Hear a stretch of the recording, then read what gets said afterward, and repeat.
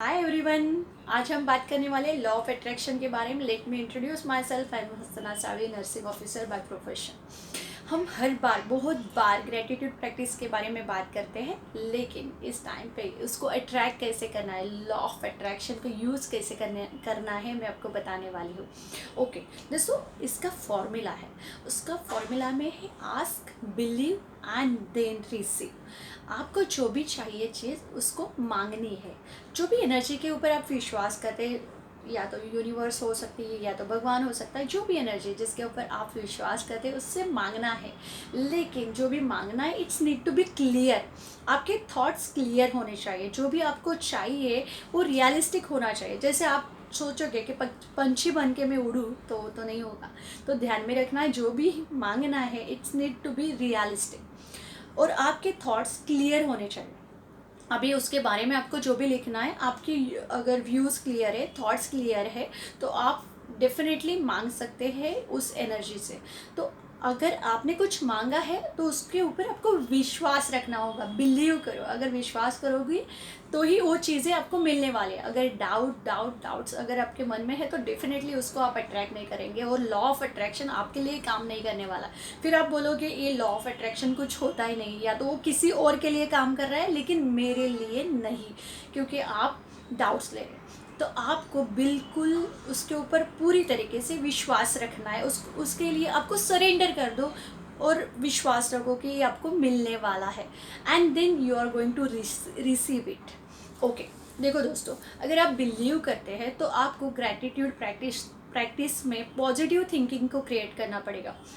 जो भी पॉजिटिव चीज़ों को अगर आप सोचोगे तो फ्रीक्वेंसी भी पॉजिटिव मिलने वाली है। निगेटिव थिंकिंग काम नहीं करने वाली। तो देखो दोस्तों, यहाँ पे आपको सिर्फ और सिर्फ पॉजिटिव और अच्छी चीज़ों के बारे में सोचना है, और जो भी आपने लिखा है उस चीज़ के बारे में आपको सोचना है।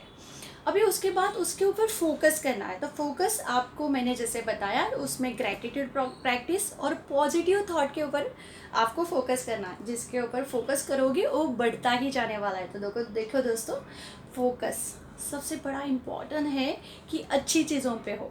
उसके बाद आपको विजुअलाइज करना है। Visualisation it's the biggest, it's amazing practice. आपको पता है कि आपको इमेजिन करना है कि वो चीज़ें आपको मिल गई है। अगर आपको वो चीज़ें मिल जाती है तो आप कितने खुश होते हैं। उसी तरीके से आपको उसको एंजॉय करना है, या तो उसको जैसे सेलिब्रेट करते हैं उसी तरीके से आपको उसके लिए लिखना है और इन्जॉय करना है, उसको विजुअलाइज करना है। तो आपको विजुअलाइज कब करना है वो सबसे बड़ी इंपॉर्टेंट है, क्योंकि आपका सबकॉन्शियस माइंड जो आपके कॉन्शियस माइंड से कहीं गुना एक्टिव है, वो कब एक्टिवेट होता है? जब आप सोने के लिए जाते हैं इमीडिएटली, मतलब जब आपको नींद आने से थोड़ी देर पहले आपका सबकॉन्शियस माइंड एक्टिव होता है। तो उस टाइम पे आपको सभी अच्छी चीज़ों के बारे में सोचना है। जो भी आपको चाहिए, जो भी आपने मांगा है उस एनर्जी से, उसको आपको बिलीव करना है कि वो मिलने वाला है, and then you are going to receive it definitely. लेकिन पॉजिटिव थॉट्स, पॉजिटिव वाइब्रेशन आपको सेंड करने हैं। तो ये सबकॉन्शियस माइंड जैसे रात को एक्टिव होता है, वैसे ही सुबह उठने से पहले भी एक्टिव होता है। तो उस टाइम पे आपको इस चीज़ों के बारे में सोचना है, और सोचना है वो भी पॉजिटिव चीज़ों के बारे में सोचना है। देखो दोस्तों, हम ह्यूमन बीइंग है, हमारे मन में बहुत सारी निगेटिव चीज़ें आती है, बहुत सारे निगेटिव लोग हमारे लाइफ में होते हैं, लेकिन उनसे हमें दूर रहना है। देखो दोस्तों, ऐसे सबके लाइफ में प्रॉब्लम्स आते रहेंगे, लेकिन उन लोगों से अगर आप दूर रहते हैं तो थॉट्स इमिजिएटली हमारे पॉजिटिव होना शुरू हो जाता है। तो ऐसे सर्कल में रहिए, ऐसे 5 व्यक्ति ढूंढ लीजिए जिनके साथ आप रह सकते हो और पॉजिटिविटी को अट्रैक्ट कर सकते हो, कुछ नई चीज़ें सोच सकते हैं।